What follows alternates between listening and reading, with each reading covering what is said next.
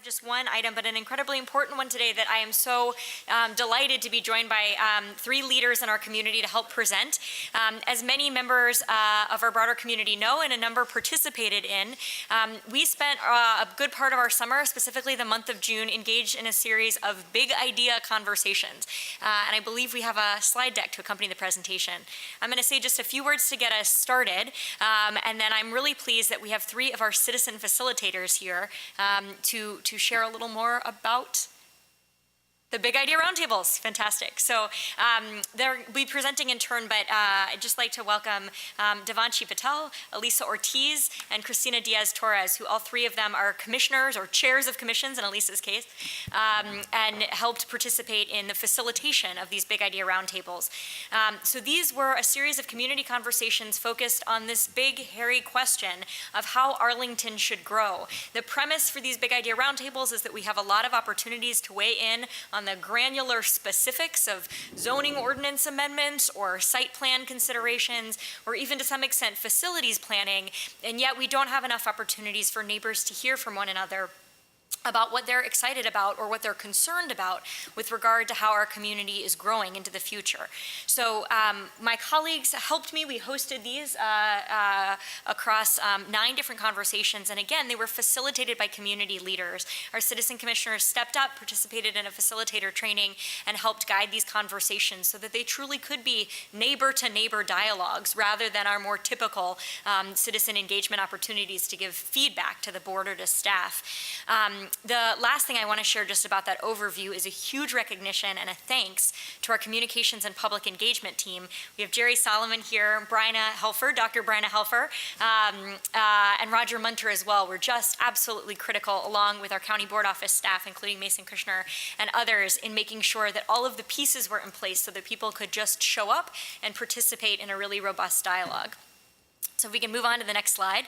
Just to give a snapshot, I think this is actually pretty remarkable to see. These were a set of conversations that drew people from almost every corner of the county. I think people really resonated with the chance to talk to their neighbors about these big issues. We had over 250 participants, having to add a second room to many of the engagements so that more people could join us, representing 52 neighborhoods. We had them in locations across the county, beginning at Langston Brown Community Center on Lee Highway, Drew Community Center in the Knott Green Valley area, Arlington Mill, which featured Spanish translation, right here at the Ellen M. Bosman Government Center, and then our final one at the Lubba Run Community Center. So we asked the groups to think about 3 key questions, and then there were a lot of sort of facilitated dialogues within it. The first was, what makes Arlington Arlington? The second was, what does growth mean for Arlington County? And the third was, what can we do as citizens to shape our future? So I'm going to begin actually with Ms. Patel, who was one of our facilitators, I think at one of the very first sessions, yes, to share some takeaways and some of the big themes that came out of all 9 of the different sessions on these topics. Thank you, Madam Chair. Well, the first question, what makes Arlington Arlington, was a beautiful question because it elicited such positive remarks. What we heard from the participants was that, Arlington has great services for residents, excellent schools, neighborhoods offer unique character and a sense of community. There's a great sense of diversity in Arlington County, proximity to DC and all that's offered in our nation's capital, extensive planning and participation, and the opportunity to be engaged in a participatory form of government. If we can move on to the next slide, we can see some of the quotes from the participants. Big hitter comments. When we looked at all of the sessions and tabulated the comments, the common themes were great services, including for seniors, walkability, excellent schools, a sense of community, safe neighborhoods, excellent parks and green space, proximity to the nation's capital, meaningful civic engagement, and that this is a progressive, diverse, and inclusive community.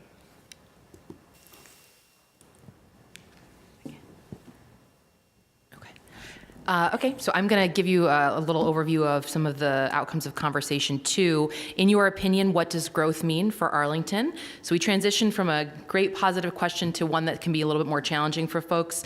There was a lot of concern and fear about the impact on the level and amount of services that are required when you have more people and more growth, including the changing demographics that are happening in the county, impacting level of diversity. And there was a lot of conversation about what diversity even means, but really the participants were clear that it meant all kinds. There's different age, race, income, ethnicity, all kinds of different impacts. People recognized and knew that growth is coming, and some were not happy about it, some were very happy about it, and there were a lot in the middle. So definitely a range of mixed views, with affordable housing and the lack thereof particularly noted repeatedly as one of the biggest challenges that's associated with growth. People want to seek opportunities to identify innovative policies, programs, and practices to try to address some of these challenges, co-location, mixed-use housing, et cetera. And people, some participants were clear that they're concerned about the growth, but they want to see different kinds of policies, new and innovative things. So again, next slide. So this, again, as Devanshi just had with hers, shows some of the quotes, including that having a range of housing prices is critical. The average does not reflect the full situation, and I think we could all agree. We all know there's a affordable housing crunch here. It's concerning that Arlington's rate of growth outpaces our facilities and spaces. We're always sort of dealing with that and the limited amount of land in the county, plus the additional resource constraints that we have in terms of having even less access to the land than other counties might have. And then asking, are our planning processes nimble enough? Do they expand to include more out-of-the-box ideas? People basically saying that what worked for us in the 70s, 80s, and 90s may not be working now. Is that on? Yes. And so that conversation segued very well into a conversation about what we can do to shape our future. And I can speak from my own conversation that I had, and I believe my co-facilitators would agree that our county is full of great ideas, and a lot of them came to the forefront during these conversations. As you're reading through the report, the two words that come out to mind and that keep resonating constantly are thoughtful and balanced. We want to make sure that as we are moving forward, we are ensuring that we have services and growth that actually meets the needs of diversity of Arlingtonians. And so as you're reading through the different the premises that came by, these are the things that keep coming up. Something that people resonated quite frequently was maintaining neighborhood characteristics. People love Arlington for a reason. And there's a reason why that first conversation was so positive. There's a lot of things to love here. And so as we go forward, people want to invest in making sure that those things remain true. As we move to the next slide, the one quote that I really want to bring up is be flexible. It's the one in the top middle there. Be willing to lose a little control over what we've done in the past.